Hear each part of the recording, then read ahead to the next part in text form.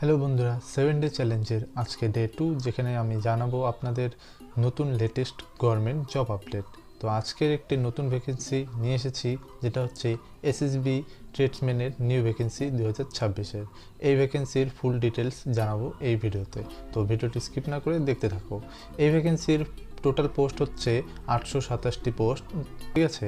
এর মধ্যে cook, driver, বারবার, ওয়াশারম্যান, এরকম আরও অনেক ট্রেড আছে। আর এরপর এটা জানবো মিনিমাম কোয়ালিফিকেশান। এরপর কোয়ালিফিকেশান হচ্ছে এটার 10 পাস হতে হবে, সিম্পল 10 পাস। সাথে কিছু কিছু ট্রেডের জন্য আইটিআই লাগবে, আর যারা ড্রাইভার পোস্টের জন্য অ্যাপ্লাই করবে তাদের জন্য হেভি মোটর ভেহিকেলের যে ড্রাইভিং লাইসেন্স সেটা লাগবে। এরপর জানছি এজ লিমিট। এজ লিমিট সাধারণত 18 থেকে 23 বছর, আর কিছু কিছু ক্ষেত্রে 27 অবধিও লাগতে পারে। ওবিসিদের জন্য 3 বছর, আর এসসি এসটিদের জন্য 5 বছরের এজ রিল্যাক্সেশন আছে। আর এটার অ্যাপ্লাই ফি হচ্ছে জেনারেল আর ওবিসিদের জন্য 100 টাকা, আর এসসি এসটি ফিমেলদের জন্য 0 রুপিস।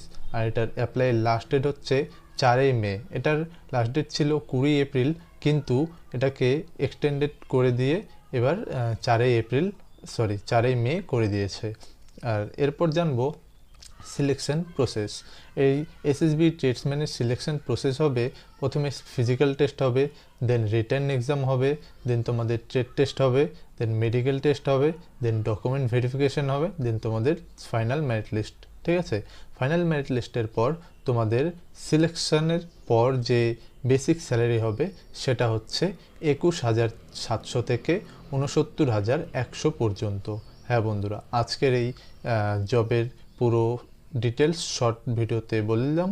তোমাদের যাদের ভিডিওটি ভালো লাগলো তারা অবশ্যই চ্যানেলটিকে সাবস্ক্রাইব করো এরকম গভর্নমেন্ট জব আপডেটের জন্য। আর এটা 7 ডে চ্যালেঞ্জ চলছে, তো আমি 7 দিন 7 রকম নতুন গভর্নমেন্ট জব আপডেট নিয়ে আসতে চলেছি। তো দেখা হচ্ছে নেক্সট ভিডিওতে। ততক্ষণের জন্য ভালো থাকো, সুস্থ থাকো, জয় হিন্দ।